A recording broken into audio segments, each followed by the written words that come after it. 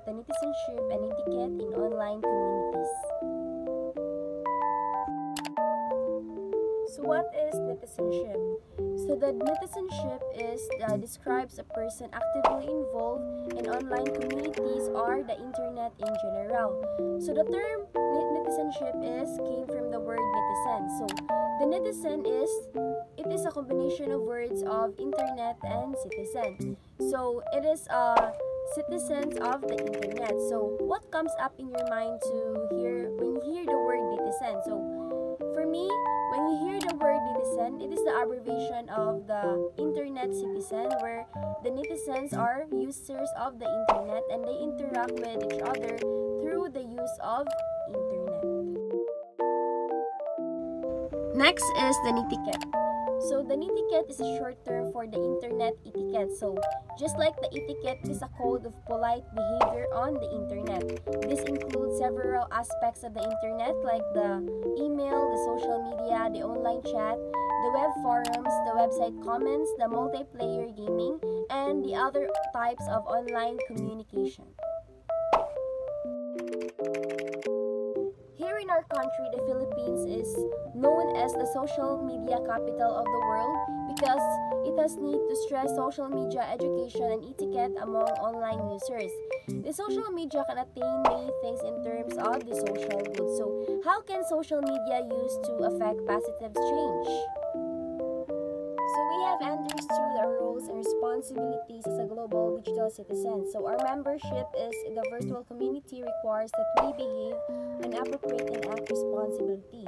And as a responsible netizens, we are expected to support a healthy interaction on the internet, and an etiquette or the rules of socially accepted behavior online have to be observed in writing an email, in texting, and other communications on the web. So here are some of the Netiquette guidelines.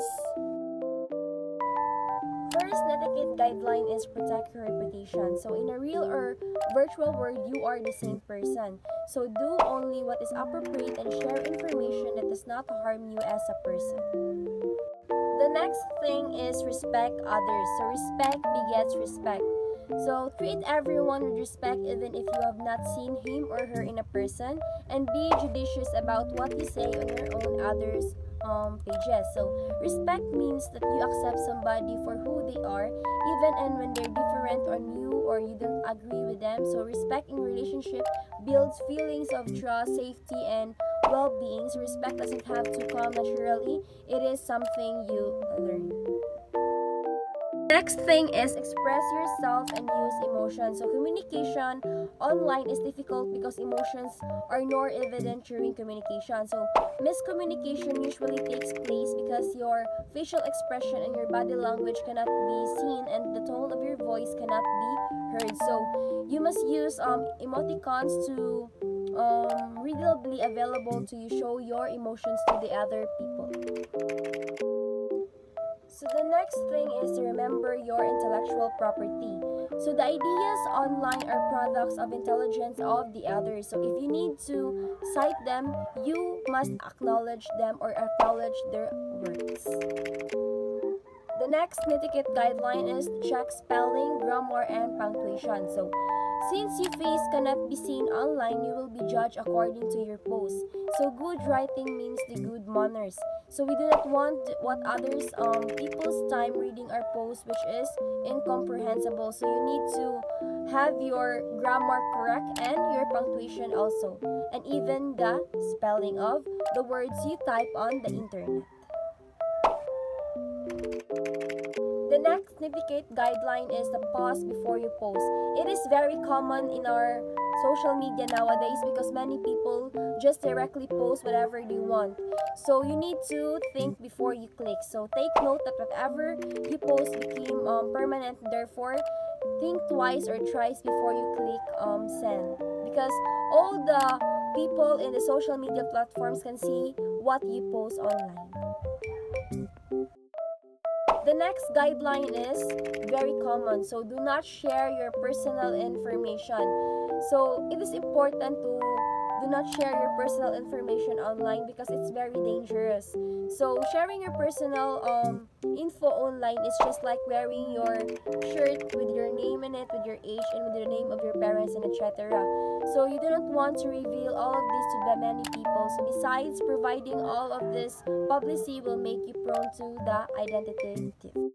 The last Netiquette guidelines would be think about who or what you are representing. So as a student, you represent your school, and as a daughter or a son or a daughter, you represent your family. So you do not want your family or school to be put to shame by what you do. So be careful on what you are representing, especially on the internet. So those are the Netiquette guidelines. So the purpose of this lesson is to know or to provide the teachers or the students for the guide of teaching digital citizenship and etiquette to the students, because here you'll find a definition of the Netiquette, the citizenship, as well as its application in the classroom and even in the other platforms. So you learn how to teach safety and privacy in online learning environment and about cyberbullying and to prevent it. So furthermore, we'll cover digital property and copyright laws with an emphasis on preventing the plagiarism and encouraging fair use online. So the internet can be a dangerous place for the students because where mistakes can have consequences. So alternatively, the internet can be a great place for students also because you can learn, get a jump start on the future and connect with each other. So with a proper education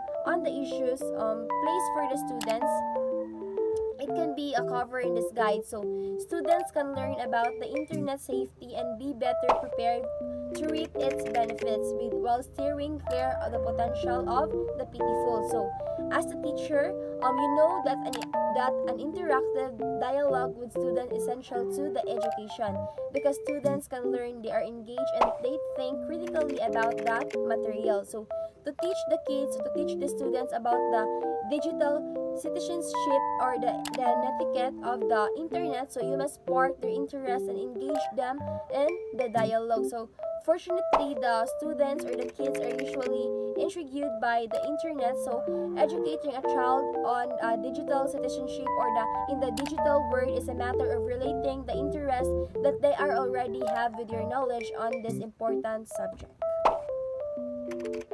So that would be all about the netizenship and the etiquette for the online community. So see you on my next video. Bye!